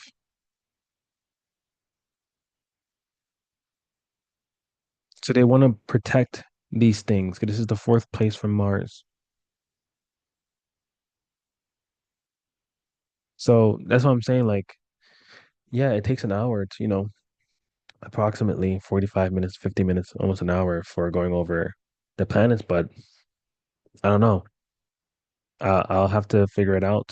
Maybe I'll ask in the email or I'll ask you guys, like, would you prefer the planet through the houses um, reading to be combined where it's going over the placement of the planets and their aspects, or if they should be separate readings? I don't know. I'll have to ask for your guys' opinion because going over the aspects, except apart from sun and moon, they only aspect one place from each other, which is the seventh place from itself, right across from itself, 180 degrees. every other planet has three different aspects from itself. And technically, you can look at any any area and any house and start going crazy with aspects. But on a basic level, all planets except Sun and Moon has three aspects from itself. And so, yeah. So you guys will let me know. Um, I'll send out an email or something, and I'll give you guys like a little gift for helping me with that, for me to find out like which route should I take with that. Okay. Because I want the journey to be as pleasant as possible. And that's the reason why there's been level three, like level one, life foundation, level two, planet to the houses, and then level three, nakshatras. But there is a component not missing. It's not that it's missing, but there is a component that is even deeper when it comes to planets that I think that's important for people to know via a reading. And this is actually will be really helpful for people who don't know their time of birth, where their parents don't even know what time they were born, and it's not on their birth certificate. Because I did one for someone who didn't have their birth time this week, and the only one that they're eligible for is level two, which is planet to the houses. Because the reason why is because when it comes to having the birth time, a lot changes in the chart on a foundational level. And so it becomes difficult to see what your life foundation is. But when I go over a person's planets, because the planets are there all day in that house, and they're not moving like every minute. Maybe moon, if I have the idea of like if they were born in the morning or around a certain time, they'll be really good because the moon will be kind of near that same area. Moon is the only one that's like jumping from one place to the other. All the other planets are usually there that same day. And when we go over the planets, you know, always accurate, everything is good. But that's the only one they're able to do when they don't have their birth time. They can't do level three, which is nakshatras, because I need the precise degrees in order to see their nakshatras that are activated. These nakshatras based on the degrees.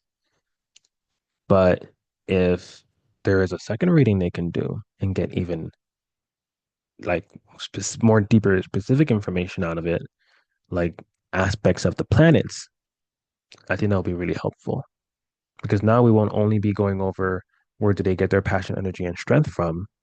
I'll also be able to tell them about what do they want to protect in this life, what do they tend to challenge, where do they get their most transformation. If we're looking at Saturn, for example, third place from Saturn, one, two, three, shows me what do you tend to feel forced to deal with in this life. So now we're no longer even going about only about their karma that they're forced to deal with. What kind of situations do they feel forced to deal with in this life? Like with this kind of Saturn, a person feels like they're forced to work a job, whether it's like being like a manager or assistant manager or, forced to like make money because for whatever reason, right? So yeah, so that will be a new reading that will like come eventually. Um, maybe by the end of the month. Maybe by the end of the month. We'll see. Okay. So, you guys have any questions before we go?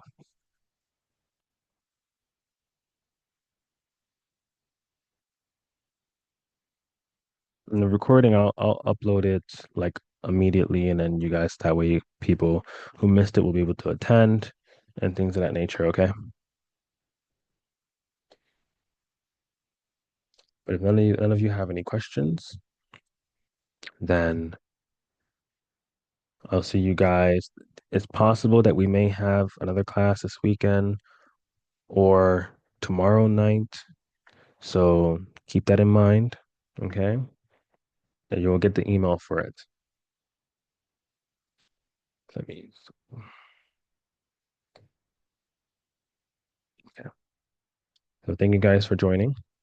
Message me on WhatsApp. If you check your email, you're able to join a WhatsApp group, and from there you can get my contact directly. If you have any questions. Okay. See you guys in the next one.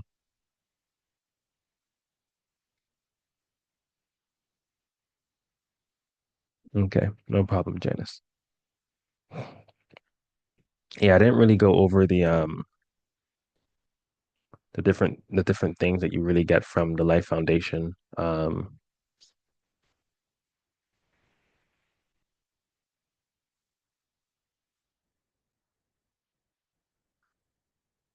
Kiara,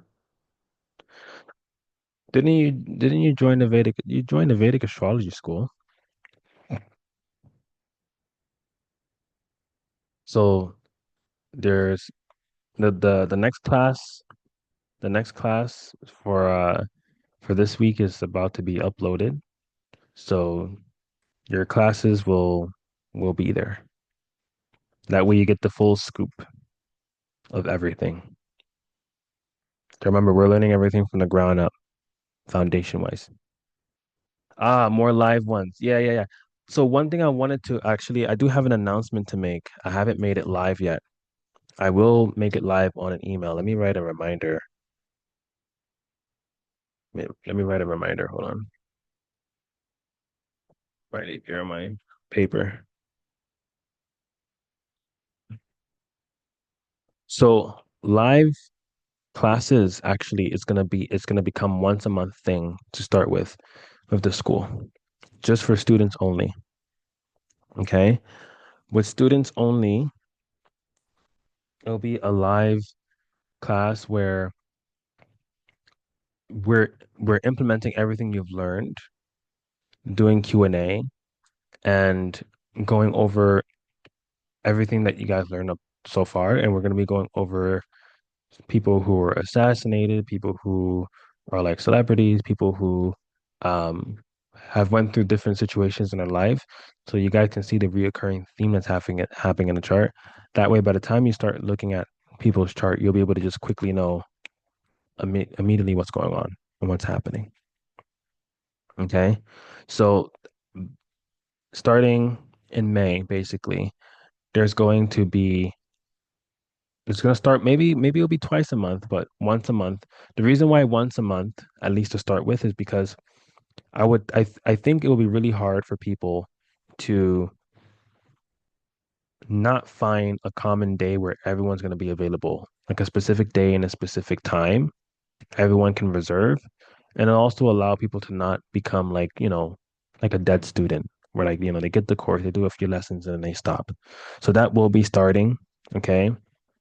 I think, yeah, you already joined the messenger group specifically for students, and there will also be an email sent for that as well when that happens. So I'll make sure that I'm very vocal about that with you guys to make sure that you guys make sure you attend.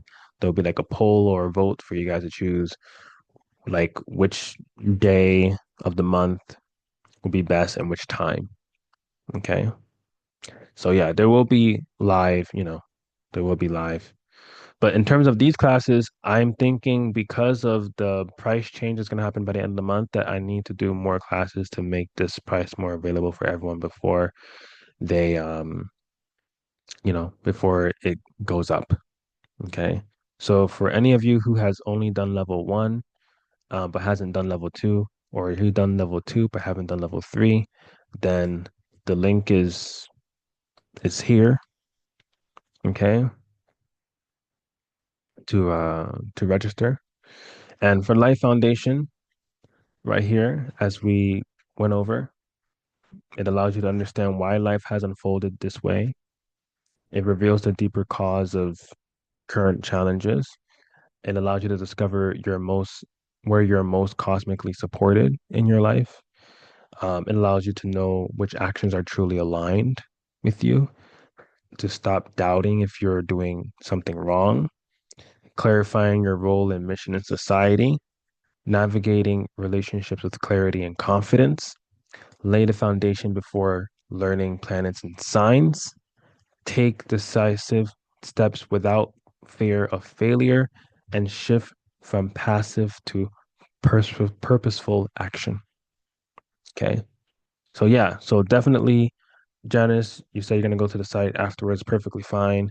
Um, if you have any questions, reach out. You can email me directly. I'll see the email on my phone, or you can find me on the WhatsApp, message me as well. Okay. But apart from that, that should be everything. It's very, again, as I said, it's very possible we're gonna have another class tomorrow night. I'm thinking about like going all out and like maybe like double downing and doing a class like every 2 days or almost every day. Okay. But you'll get the email for it. There's no more technical issues, so don't worry about that. Apologies for that for yesterday's for those who tried to enter. But I will get this video uploaded as soon as possible um on YouTube, and I'll send out the link.